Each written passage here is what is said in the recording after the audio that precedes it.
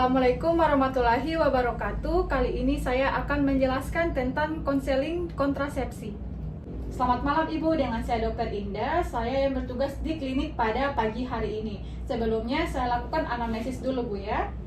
Baik Ibu, dengan Ibu siapa? Ibu Queen, Dok. Ibu Queen, usianya? 31 tahun, Dok. 31 tahunnya. Baik Ibu, pekerjaannya apa Bu? Ibu rumah tangga. Ibu rumah tangga. Statusnya Ibu apakah sudah menikah? Sudah, Dok. Oke, pendidikan terakhirnya apa Bu? SMA. SMA. Oke, baik Ibu, tujuan datang ke sini Ibu, ada yang bisa saya bantu? Saya ingin memasang kontrasepsi. Mau melakukan pemasangan kontrasepsi ya? Oke, baik Ibu, sebelumnya apakah Ibu sudah searching atau sudah tahu lebih dulu apa itu kontrasepsi Bu?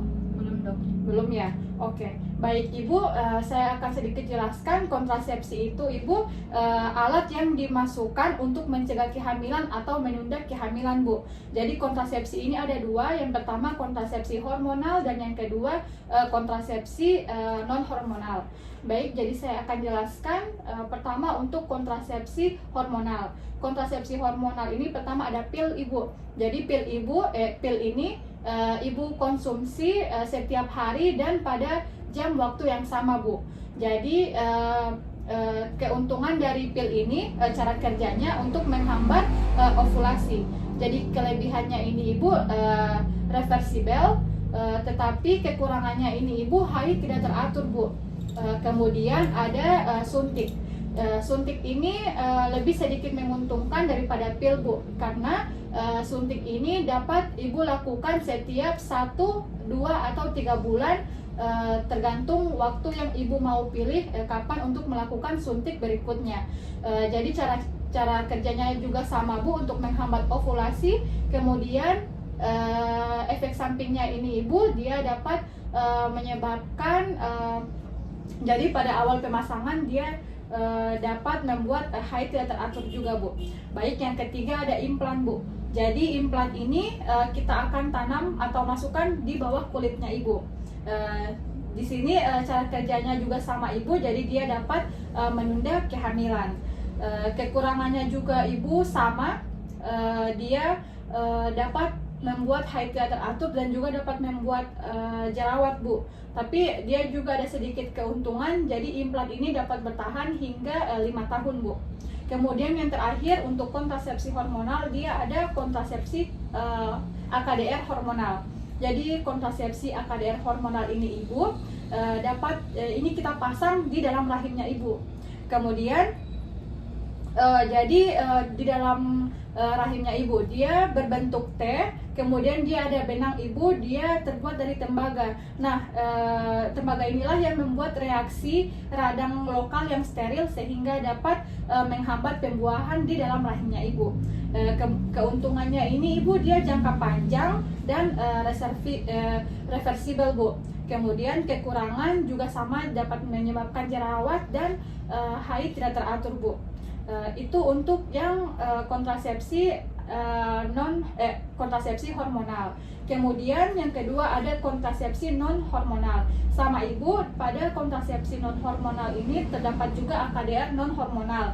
Dia juga ini berbentuk T, kemudian pada benangnya ini pada lilitan tembaga dapat membuat reaksi radang dan steril Ibu, sehingga menghambat pembuahan. Keuntungan ini dia bisa sampai 10 tahun Ibu. Dengan efek samping atau kekurangan sama Ibu dapat menyebabkan juga pendarahan pada awal pemakaian Bu. Kemudian untuk yang kedua, untuk kontrasepsi yang non hormonal Ibu, dia ada AML. Jadi AML ini untuk Ibu hamil Bu. Kemudian ada metode pantang berkala. Jadi dia menunda berhubungan seksual pada masa ovulasi. Kemudian ada kontak atau kontrasepsi mantap, yakni dia sterilisasi, di mana dia akan dihambat secara permanen. Ini untuk orang yang benar-benar sudah tidak mau memiliki anak lagi Bu. Kemudian yang terakhir ada kondom. Jadi kondom ini juga merupakan kontrasepsi non hormonal.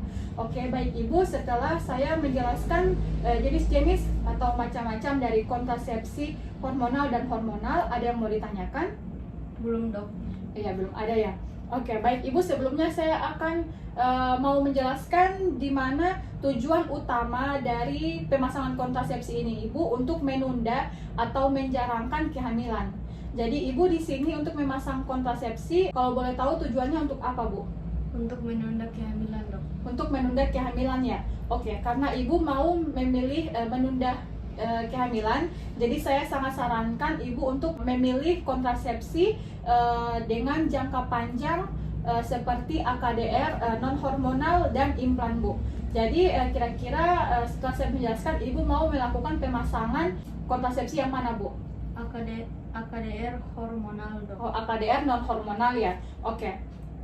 Baik Ibu, sebelum kita melakukan pemasangan kontrasepsi AKDR non hormonal, kami akan melakukan pemeriksaan panggul Ibu. Jadi kita akan melihat apakah panggul Ibu sehat atau tidak. Kemudian apakah saya harus mengecek apakah Ibu sudah paham betul soal AKDR non hormonal ini. Jadi saya ulangi kembali, AKDR non hormonal ini Ibu, dia kontrasepsi berbentuk T, yakni dia ditanam di dalam rahimnya Ibu. Jadi lilitan tembaga ini, lilitan tembaga inilah yang membuat reaksi radang lokal, sehingga inilah yang menghalangi sperma untuk terjadi pembuahan. Jadi waktu pemasangan ini Ibu, 7 hari pertama saat menstruasi atau selama masa menstruasi Bu. Kemudian efek sampingnya ini Ibu, ada sedikit pendarahan dan nyeri pada haid, saat haid. Jadi pendarahan dan nyeri ini Ibu bisa berlangsung hingga 3 bulan Bu. Tetapi Ibu jangan khawatir, karena pada saat pemasangan ini kontrasepsi AKDR non hormonal ini dia tidak menghambat atau tidak mengganggu pada proses hubungan suami istri. Baik Ibu, apakah Ibu bersedia? Iya, Dok. Oke, mari Bu kita lakukan pemasangan.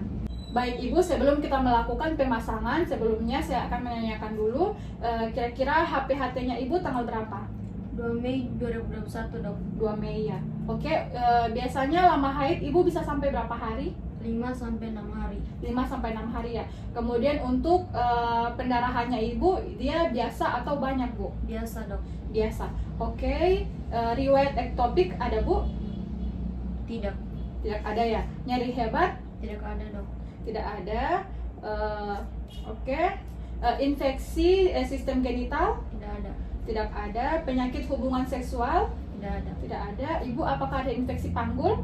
Tidak ada, Dok. Tidak ada ya. Oke. Riwayat keluarga? Tidak ada. Tidak ada. Oke. Pola hidup Ibu, apakah Ibu sering merokok? Tidak, Dok. Tidak ya. Ibu sering juga apakah Ibu mengkonsumsi narkoba? Tidak, Dok. Tidak. Oke. Yang terakhir, apakah Ibu sering ganti-ganti pasangan Bu? Tidak, Dok. Tidak ada ya. Oke. Baik Ibu, setelah kita melakukan pemasangan, jadi saya akan mengajarkan bagaimana cara untuk mengecek kontrasepsi ini Bu, apabila telah melakukan pemasangan. Jadi caranya itu Ibu, pertama-tama Ibu cuci tangan dengan air mengalir dengan sabun Bu hingga tangan bersih. Kemudian di toilet itu Ibu dalam posisi duduk Bu. Jadi dalam posisi duduk, kemudian Ibu masukkan jari tengahnya Ibu ke dalam vagina. Kemudian Ibu dapat meraba benang pada di dalam vagina itu hingga raba hingga pada mulut serviks Bu. Ya, kemudian Ibu dapat meraba apakah AKDR ini masih ada atau tidak. Kemudian apabila sudah teraba, maka perlu diraba saja Bu, tidak perlu sampai Ibu tarik. Oke, jadi setelah Ibu raba apakah AKDR itu masih ada, benang itu masih ada, kemudian Ibu bisa keluarkan jari tangannya Ibu.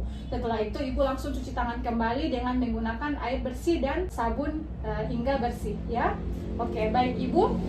Jadi kapan Ibu harus datang? Ibu dapat mengecek kembali benang tersebut pada saat haid Ibu, karena biasanya Ibu pada orang menstruasi Ibu kadang AKDR itu ikut runtuh juga bersama haid Bu. Jadi saat haid juga Ibu perlu mengecek rutin benang itu apakah masih ada atau tidak.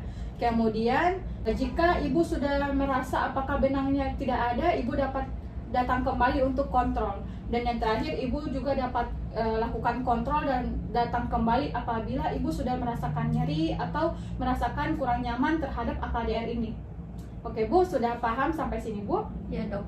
Oke, ada yang mau ditanyakan Bu? Tidak dok. Tidak ada ya. Oke, jadi itulah dari konseling dari kontrasepsi Bu ya. Ya, terima kasih Bu. Baik, itulah penjelasan tentang konseling kontrasepsi. Lebih dan kurangnya mohon dimaafkan. Assalamualaikum warahmatullahi wabarakatuh.